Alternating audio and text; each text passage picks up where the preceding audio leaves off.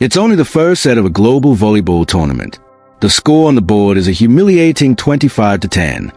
And suddenly, the volleyball court transforms into the streets of Rio Carnival. Isabella Rossi, Brazil's golden superstar, flashy, arrogant, and undeniably talented, isn't just celebrating a set win, she's performing. Right there, inches from the devastated Filipino bench, she breaks into a full, hip-shaking Samba dance, taunting them with her rhythm and her dominance. It was the ultimate disrespect, a viral moment designed to break their spirits completely. The entire arena, and soon the world, laughed along with her. But Rossi forgot one crucial thing. The game wasn't over.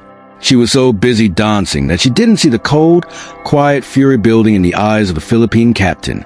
This is a true story of how the happy team stopped smiling, started digging, and literally ran the world's flashiest player into the ground until the music and the dancing stopped for good. But before we dive into this incredible story of the ultimate comeback, the undeniable Filipino fighting spirit, and a love for country so strong it can silence any giant, hit the subscribe button now. Turn on notifications so you never miss our stories the second they drop. Also, drop a comment below and tell us where in the world you're watching from today. We want to know how far our stories are reaching. Now, let's get into the match. The pre-game atmosphere inside the arena was already tilted heavily in Brazil's favor. Loud, rhythmic Samba music pumped through the stadium speakers, creating a party atmosphere that felt less like a sporting event and more like a coronation for the South American powerhouse. The Brazilian team entered the court not just as athletes, but as performers, waving to the crowd with practiced charisma. Leading them was Isabella Rossi, a towering spiker known as much for her post-point theatrics as her incredible vertical leap.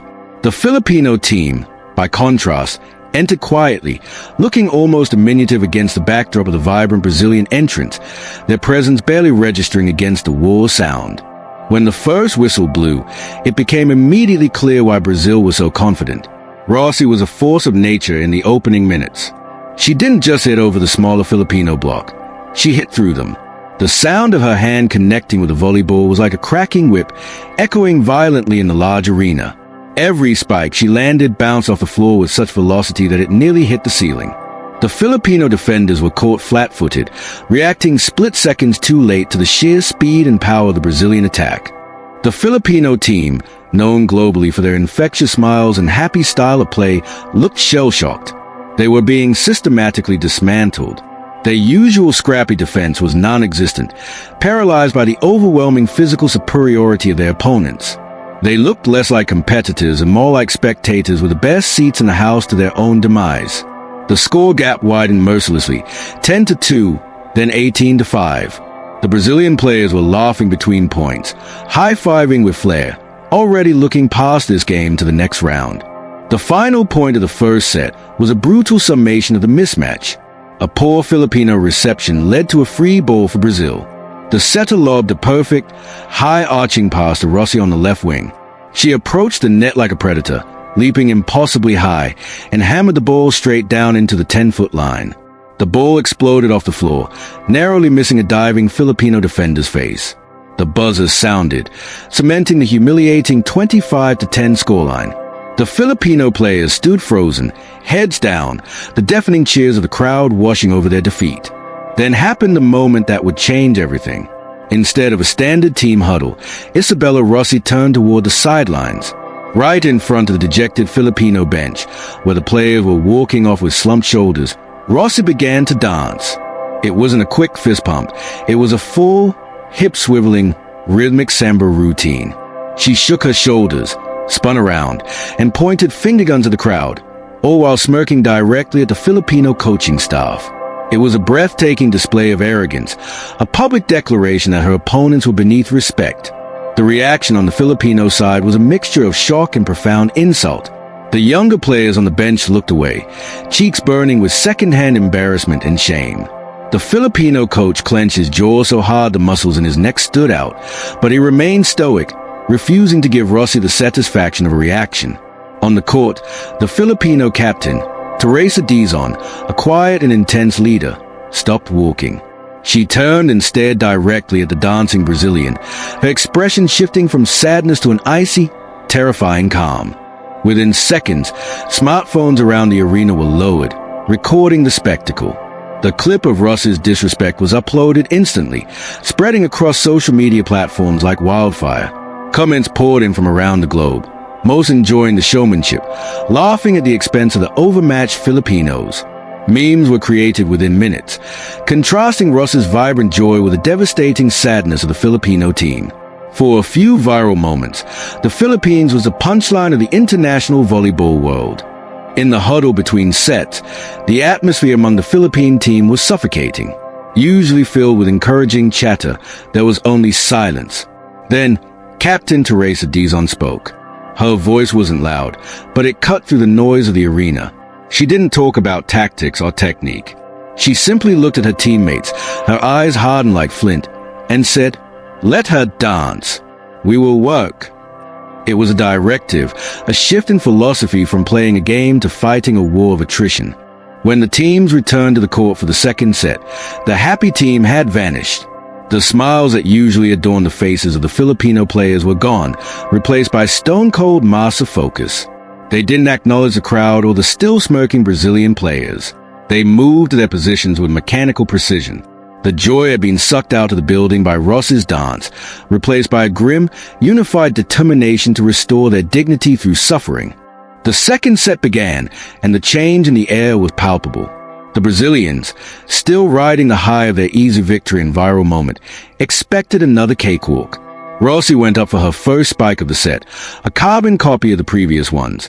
But this time, two Filipino blockers were there instantly, soft-blocking the ball and slowing it down just enough. The back row defended Dove, digging the ball perfectly to the setter. The rally continued. The rhythm of the Brazilian Samba was suddenly interrupted by a scratch on the record. The Philippine strategy shifted entirely. They knew they couldn't out-hit Brazil, so they decided to out-suffer them. They embraced a chaotic, scrappy style of play, throwing their bodies around the court with reckless abandon. No ball was considered unplayable.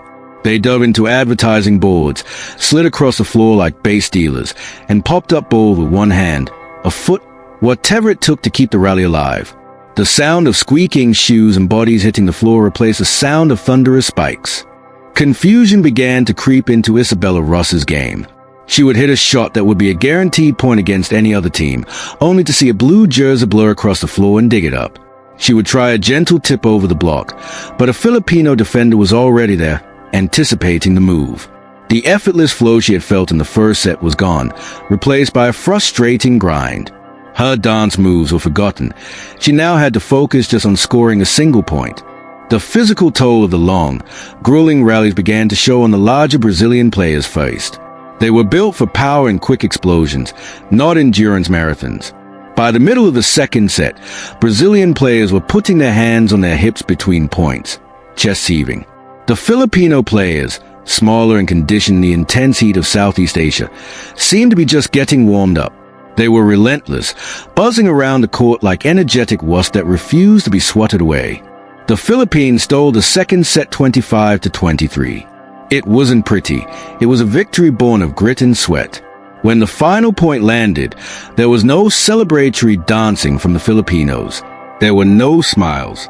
Just a unified nod among the teammates, a shared understanding that the job was far from over. They walked to the bench with the same grim determination, while the Brazilian team walked off looking annoyed and slightly bewildered, the Samba music in their heads beginning to fade. By the third set, the atmosphere in the arena had shifted from a party to a coliseum. The air conditioning struggled against the body heat of the excited crowd. The constant thumping of the Samba music over the speakers now felt irritating rather than celebratory to the Brazilian team, a soundtrack to their increasing frustration. The Filipinos were setting a frantic tempo, serving quickly and forcing Brazil to play at a speed they were uncomfortable with. Rossi, sensing her team needed a lift, tried to bring back the theatrics. Calling for the ball, she unleashed a massive cross-court spike, putting everything she had into it. The ball rocketed toward Teresa Dizon in the back row. Teresa didn't even have time to get her hands up. She took the 100 km/h spike directly off her shoulder. But instead of grimacing, she instantly scrambled to her feet, ready for the next ball. She didn't flinch. She just worked. This moment was a psychological turning point.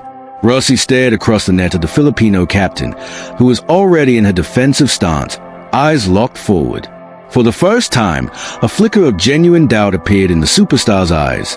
Her performance wasn't working anymore. Her intimidation tactics were bouncing off the sheer resilience of her opponents. The dance was over. Now it was just a street fight, and the Filipinos were winning the mental battle. The speed of the Filipino counterattack was blistering. They were running circles around the taller, slower Brazilian blockers. Their setter was distributing the ball with dizzying speed, utilizing quick sets to the middle and fast shoots to the outside hitters. The Brazilian block was constantly late, leaving gaps that the Filipino attackers exploited with precision. It was a blur of blue jerseys, a swarm overtaking a giant. The crowd, initially enthralled by the Brazilian show, began to turn. The universal love for an underdog story took over. The samba drums in the stands grew quieter, replaced by the rhythmic clapping and chanting of puso, the Filipino word for heart. The arena energy, once fuel for Rossi's performance, was now feeding the relentless engine of the Philippine team. Brazil managed to win the third set in extra points, 27-25, through sheer individual talent. But the victory fell hollow. There was absolutely no dancing after the set point. Rossi walked to the bench slowly, breathing heavily, sweat dripping from her nose. She slumped into a chair, looking less like a superstar and more like a boxer who had just gone 12 rounds. The physical and mental exhaustion was setting in. The fourth set was a masterclass in speed versus size. The Filipinos dominated from the start, racing to a huge lead. The Brazilians looked sluggish, their jumps lacking their usual explosive power. Rossi tried a few of her flashy shots, a no-look tip, a windmill spike, but they were clumsy and easily read by the alert Filipino defense. The flashiness that looked cool in the first set now just looked desperate and ineffective. The Philippines took the fourth set easily, 25-18, forcing a decisive fifth set. The momentum had entirely shifted. The arena was deafening, the tension thick enough to choke on. The narrative had completely flipped from a Brazilian coronation to a desperate fight for survival. The Filipino players huddled, still with those intense, unsmiling faces, smelling blood in the water. The fifth set, played only to 15 points, is a pressure cooker where every error is magnified. It was a war of attrition.